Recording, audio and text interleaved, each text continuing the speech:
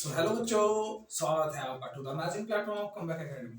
तो बच्चों, आज हम बात करेंगे, अभी ज्यादा नहीं, 5 से 7 मिनट आपको समय लगेगा। और मैं आज वो बात करूंगा अभी 5 से 7 मिनट में, अगले जो आपके आज के एग्जाम में ऑब्जेक्टिव जहां से आने वाले हैं, फंसने वाले हैं। और ऑब्जेक्टिव अगर आएंगे तो ये टॉपिक का मतलब कौन सा क्वेश्चन से उठ के आता है। सो हम बात करेंगे, जो मैं 11 टॉपिक दिया हूं, यहाँ से 7 ऑब्जेक्टिव या 5 से 6 ऑब्जेक्टिव आपको ऑब्वियसली लड़ जाएंगे।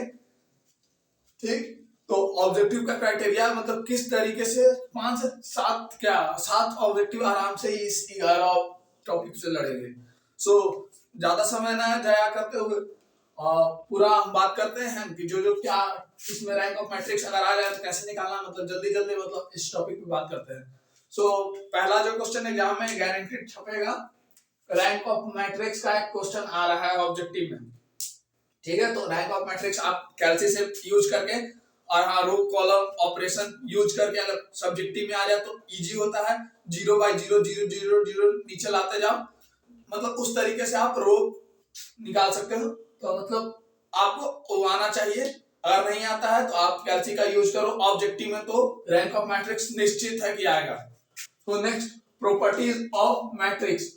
मैट्रिक्स का प्रॉपर्टीज के ऊपर क्वेश्चन पूछ सकता है, like unitary matrix, orthogonal matrix, मतलब कुछ भी उसके अप्रोक्सीमेट जो मैट्रिक्स का प्रॉपर्टी होता है उससे लेके आपको मैथ्स में क्वेश्चन छपेंगे ऑब्जेक्टिव के। सो उसके लिए आप तैयार रहना। डाइवर्जेंस कर्व्स प्रॉपर्टीज या उससे थोड़ा छोटा छोटा रहेगा, निकालना आप निकाल सकते हो, इजीली रहता है, इसलिए अगर वो भी दे सकता है आपको एग्जाम में। सो आप उस सब चीज पे ध्यान दें। तो वेक्टर स्पेस से प्रॉपर्टी पूछ सकता है, मैट्रिक्स डायगोनलाइजेशन से भी प्रॉपर्टी पूछ सकता है ऑब्जेक्टिव में। तो फंसने का ऑब्जेक्टिव में यही सब पॉइंट होता है कि कैसे आपको क्वेश्चन फंसाएगा। सो मैं इस वीडियो को जल्दी जल्दी आपके लिए ला रहा हूं ताकि आपका एग्जाम काफी कम है, कुछ घंटों अब बाकी रह गए हैं। सो मैं जल्दी से मैं बेड से उठा हूं और मुझे लगा कि अरे बच्चा को क्या चाहिए, देखिए अरे ये चीज शायद मिसमैच हो रहा है, इसको जल्दी से दो और बच्चा हमारा जल्दी से तैयार हो जाए।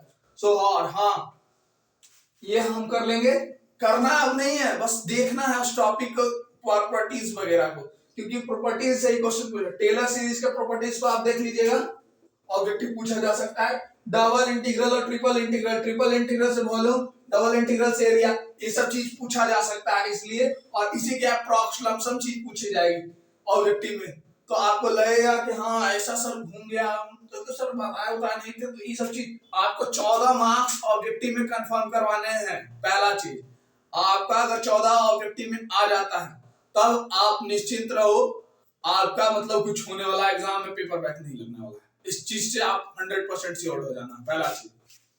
फिर 7 नंबर ऑब्जेक्टिव हार्मिशियन और अस्क्यू हार्मिशियन मैट्रिक्स के ऊपर प्रॉपर्टी, उससे भी रिलेटेड क्वेश्चन रखते हैं। सो उस सब चीजों को देखो और ध्यान से समझो। ट्रांसपोज के प्रॉपर्टीज, मैट्रिक्स प्रॉपर्टीज में सारा कुछ आ गया। तो नीचे स्केलर और वेक्टर फील्ड के ऊपर भी ऑब्जेक्टिव क्वेश्चन पूछ सकता है कि कौन सा स्केलर है, कौन सा वेक्टर फील्ड है, वेक्टर स्पेस कौन सा है। ऑब्जेक्टिव में 4 ऑप्शन है, उसमें कौन सा वेक्टर स्पेस है। वेक्टर स्पेस की आप प्रॉपर्टीज जानोगे तब तो उसको पकड़ पाओगे।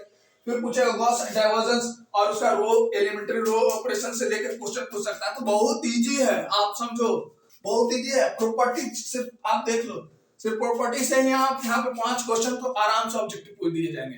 तो आप प्रॉपर्टीज अगर पढ़ लो, रैंक ऑफ मैट्रिक्स कैलसी का यूज करना आता है, तो आप मेक श्योर रहो कि 5 ऑब्जेक्टिव तो यहाँ से आ रहे हैं। प्रॉपर्टीज का मतलब प्रॉपर्टीज का यूज करके 1 से 2 लाइन में आप आंसर निकाल सकते हो, ऐसा ही क्वेश्चन रहेगा। देन लास्ट, ग्रीन्स स्टोक्स और गॉस डाइवर्जेंस थ्योरम के प्रॉपर्टीज के ऊपर क्वेश्चन पूछा जाएगा। और कौन पार्शियल डिफरेंशिएशन है, डिफरेंशिएशन है, इसके ऊपर भी क्वेश्चन पूछा जाएगा। 4 ऑप्शन, एक क्वेश्चन दिया जाएगा, पार्शियल डिफरेंशिएशन। तो पार्शियल डिफरेंशिएशन चूज करना पड़ेगा कि कौन पार्शियल, तो पार्शियल डिफरेंशिएशन की आप प्रॉपर्टी जानोगे तभी आप सेलेक्ट कर पाओगे। सो ये रहे हमारे 11 टॉपिक, हम इसे बहुत जल्द आपके सामने डिस्कस किए।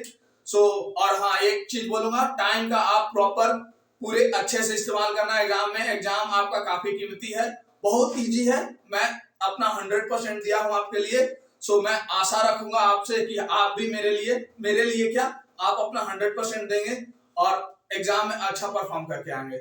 सो मिलते हैं आप अगर एग्जाम देकर जैसे ही आओ, हमारे कमेंट बॉक्स हम देखना चाहेंगे कि किस तरीके से हैं आपके रिएक्शंस। मैं अपने साइड से 100% दिया हूं, मैं जितना पढ़ा दिया हूं, आप मेक श्योर रहो उतना में आप 40 to 50 मार्क्स स्कोर कर लोगे, 40 to 50 मार्क्स स्कोर कर लोगे। पूरा मैंने वेक्टर कैलकुलस पढ़ा दिया, पूरा वेक्टर कैलकुलस। तो वेक्टर कैलकुलस आप अगर मैं पढ़ा दिया हूं या सर पढ़ा दिए हैं तो आप वहां से 28 मार्क्स, तो ऐसे ही सिर्फ बैक तो आपका वेक्टर कैलकुलस बचा दिया है। और बाकी भी कुछ चीजें हमने बताई है, रोल्स थ्योरम, एलएमपीटी, टेलर सीरीज का एक क्वेश्चन करवा दिया था, फिर eigen value, eigen vector, Keller-Hamilton theorem, फिर आगे से ऑर्थोगोनल मैट्रिक्स। तो मतलब इतना कुछ करवा देने के बाद आपको लगता है कि अब भी मेरा कुछ नहीं हो सकता है, और हाँ ये टॉपिक्स मैं बता दे रहा हूँ, तो बस इतना आप कर लो। आप आज एग्जाम में मचा कर आने वाले हो, कोई धरती पे ऐसा कोई मतलब एग्जाम में क्वेश्चन बनेंगे कहां से, अब कुछ नहीं। सो अच्छे से एग्जाम देना, टाइम का भरपूर इस्तेमाल करना, ये नहीं टाइम से पहले हार मत मान जाना। कोई क्वेश्चन नहीं है तो उसको गिवन वैल्यूज वगैरह वगैरह करके, अगर थ्योरम वगैरह हो तो देयरफॉर वेरीफाइड एफ बी वगैरह निकाल कर कुछ, और उसके बाद वेरीफाइड, इतना ये सब चीजें कुछ कुछ कर लेना। एग्जाम में स्टेप मार्किंग होते हैं थियोरेटिकल पेपर में। सो आप मेक श्योर रहो, अगर आपका ऑब्जेक्टिव अगर साथ सही हो जाता है तो आप निश्चिंत रहो कि आपका कुछ होने वाला है। सो बाय बाय, टेक केयर, और अच्छे से एग्जाम देना। मेरे साइड से आपके लिए मेरा आशीर्वाद, दुआ सब कुछ है। सो आप मचा कर आओगे, ठीक है।